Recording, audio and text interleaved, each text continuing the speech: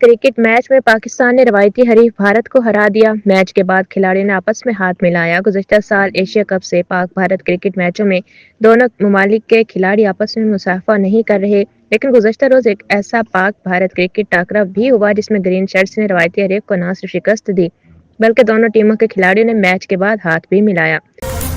Governor Sindh Kamran Tessori نے کہا کہ سانحہ گل پلازہ پر ایک ہفتہ بعد بھی سیاست اور بلیم گیم ہو رہا ہے، سازشیں ہو رہی ہیں، واقعے کی عدالتی تحقیقات کرائی جائیں۔ گورنر ہاؤس میں ہنگامی پریس کانفرنس سے خطاب کرتے ہوئے گورنر سندھ کامران ٹیسوری نے کہا کہ قابل افسوس بات ہے کہ لواحقین کے زخموں پر مرہم رکھنے کے بجائے سیاسی بیانات دے کر نمک چھڑکا جا رہا ہے۔ امریکی صدر ڈونلڈ ٹرمپ کو کیا بیماری ہے، اس حوالے سے وائٹ ہاؤس سے اہم بیان جاری کر دیا گیا ہے۔ امریکی صدر ڈونلڈ ٹرمپ کی صحت کے حوالے سے ایک بڑا انکشاف سامنے آیا ہے۔ گزشتہ روز سوئٹزرلینڈ کے شہر ڈاووس میں غزہ بورڈ آف پیس پر دستخط کرنے کے حوالے سے منعقدہ تقریب میں امریکی صدر کی تقریر کے دوران ان کے بائیں ہاتھ پر نیلے اور سیاہ رنگ کا نشان نظر آیا۔ لندن، برطانیہ نے واضح کر دیا ہے کہ وہ امریکی صدر ڈونلڈ ٹرمپ کے پیش کردہ بورڈ آف پیس نامی عالمی امن معاہدے پر فی الحال دستخط نہیں کرے گا۔